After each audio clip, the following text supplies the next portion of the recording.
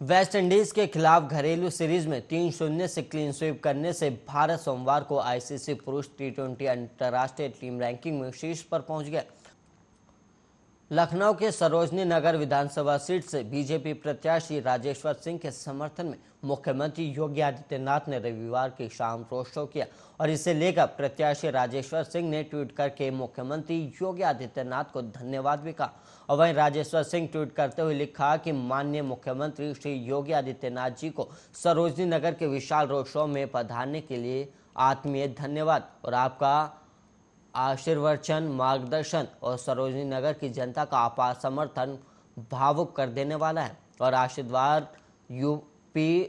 शुभकामनाओं के लिए कोटि कोटि आभार। और वहीं गौरतलब है कि रोड शो के दौरान सीएम योगी ने कहा कि ये चुनाव 80 बनाम 20 का बन चुका है और उन्होंने कहा कि ये जोश और जुनून ये जनता का हुजूम बता रहा है और इस बार यूपी में फिर से कमल खिलने जा रहा है। और ये रोड शो शाम 5 बजे तेलीबाग स्थित हनुमान मंदिर से शुरू होकर तेलीबाग में ही स्थित शनिदेव मंदिर पर खत्म हो और इससे पहले उन्नाव के पूर्वा में जनसभा को संबोधित करने पहुंचे प्रधानमंत्री नरेंद्र मोदी को लेकर भी राजेश्वर सिंह ने 2 ट्वीट किए थे।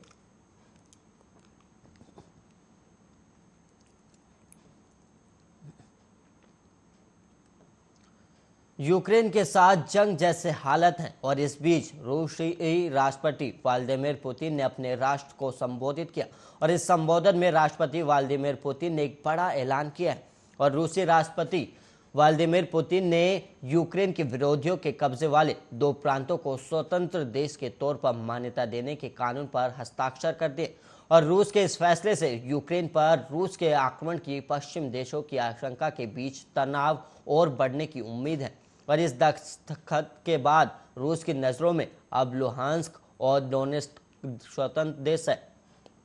और वहीं पुतिन ने टीवी पर आकर देश को संबोधित करते हुए ये ऐलान किया और सिर्फ इतना ही नहीं, पुतिन ने यूक्रेन पर बयानों से वार भी किया और उन्होंने यूक्रेन को राष्ट्र मानने से भी इनकार कर दिया है और पुतिन ने दावा किया कि यूक्रेन जल्द ही परमाणु बम बनाने की तरफ बढ़ रहा है। दरअसल राष्ट्रपति व्लादिमीर पुतिन ने संबोधन में कहा कि वह जल्द ही पूर्वी यूक्रेन के 2 अलग अलग क्षेत्रों की स्वतंत्रता को मान्यता देगा और पुतिन ने कहा कि रूस स्वघोषित गणराज्य डोनेट्स्क और लुगंस्क को अलग देश के रूप में मान्यता देगा।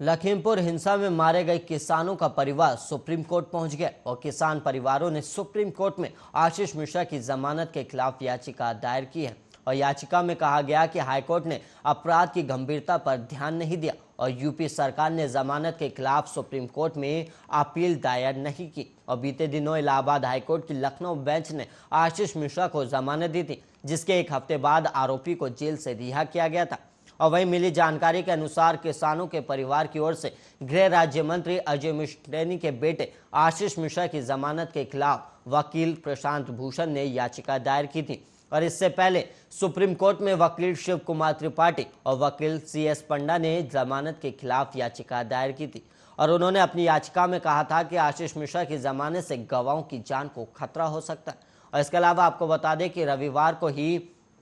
लखीमपुर में समाजवादी पार्टी के मुखिया अखिलेश यादव ने तिकोनिया इलाके में 4 किसानों की कथित तौर पर वाहन से कुचलकर हुई मौत के मामले की तुलना जलियांवाला बाग हत्याकांड से किया था। हालांकि सीएम योगी आदित्यनाथ ने उनके इस बयान को राजनीति से प्रेरित बताया था।